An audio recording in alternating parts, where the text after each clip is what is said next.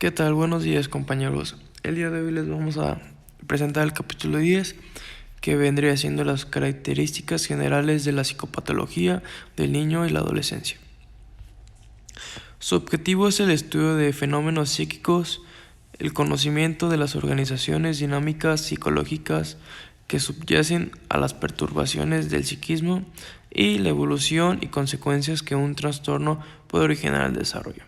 Para ello se apoyan de varios enfoques como el psicoanalítico, el conductual, el cognitivo y el sistémico. La psicopatología consta de dos elementos. El primero de ellos es el descriptivo, que es el fenómeno o el problema, que yo aquí les puse de ejemplo la depresión, y un elemento dinámico que dice que es la interacción entre los diferentes componentes de la organización psicológica. Busqué y encontré un diagrama que decía que podemos tener una visión negativa sobre nosotros mismos, lo cual nos conlleva a tener una visión negativa sobre el mundo, y esto nos abona que vamos a tener una visión negativa también sobre el futuro, y pues como ven, eso se repite porque pues, es un ciclo. La psicopatología del niño y del adolescente tiene dos estudios, que uno es el estudio transversal de la manifestación psíquica, que se conoce como enfoque sincrónico. En este se estudian diferentes niños para ver qué tan fuerte o cómo se maneja la manifestación psíquica, mientras que en cambio el estudio longitudinal de los cambios que se experimenta es solamente sobre un niño, cómo va cambiando su desarrollo conforme van pasando los años. La psicopatología comparte, igual que la psicología, el interés por el estudio del desarrollo psíquico y también el hecho de ser ambas genéticas, evolutivas y dialectales. Si vemos a la psicopatología desde la genética, podemos ver que esta señala que se preocupa de los orígenes de las alteraciones del desarrollo psíquico que ocurren al perturbarse, ya sea por aspectos genéticos, ambientales o una combinación de ambos. La psicopatología evolutiva también nos describe los cambios que experimenta la patología por la acción del desarrollo. Esta puede que se supere espontáneamente o se atenúe por el tratamiento, como en los trastornos específicos del lenguaje y del aprendizaje.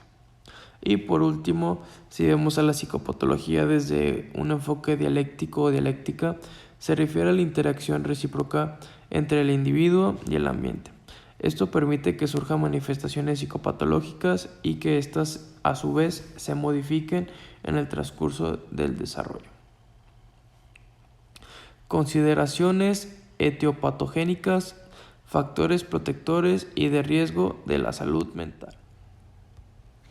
La salud mental y la psicopatología resultan de la interacción recíproca entre los factores de protección y los factores de riesgo.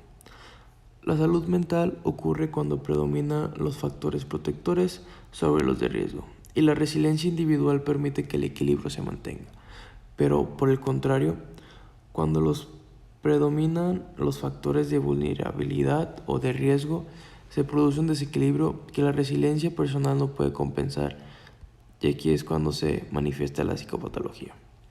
Los factores de riesgo pueden ser predisponentes, como la vulnerabilidad biológica, pueden ser precipitantes, que esto se basa en las experiencias de vida, pueden ser mantenedores y agravantes. Esto quiere decir que son representados principalmente por las respuestas familiares, escolares o sociales a las manifestaciones clínicas del individuo. O por último, pueden ser determinantes. Eso se refiere al protagonismo del sujeto al no asumir o no adaptarse a las situaciones perturbadoras. Las diferentes manifestaciones psiquiátricas, tanto en el niño como en el adolescente, resultan del predominio en la interacción de factores de vulnerabilidad biológicos, psicológicos y culturales, los cuales pueden actuar como predisponentes, precipitantes, mantenedores, agravantes o determinantes. En algunos casos pueden actuar como agentes protectores que contribuyen a atenuar o inhibir el impacto de los anteriores. Dentro de los factores psicopatogénicos de origen biológico, señalaremos las anomalías genéticas causadas por un gen o combinaciones de genes, trastornos cromosómico o herencia multifactorial, que pueden provocar en el niño trastornos cognitivos y conductuales.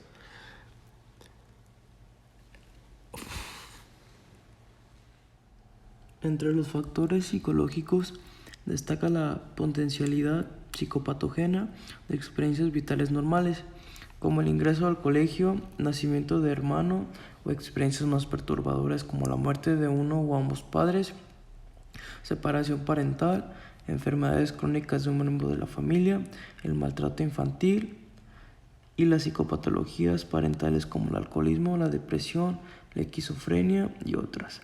El desarrollo psicológico sano es favorecido por un sistema familiar funcional que estimule en forma adecuada el desarrollo cognitivo y socioafectivo.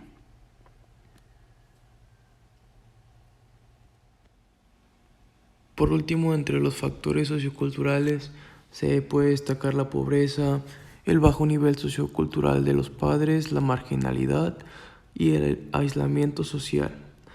También se pueden ver las violaciones a los derechos humanos y la discriminación social.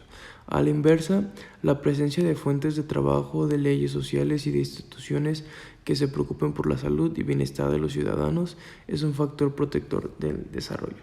Estos factores interactúan de diferentes modos en las distintas personas, por lo cual, frente a las mismas situaciones, los sujetos pueden desarrollar distintas manifestaciones sintomáticas y viceversa.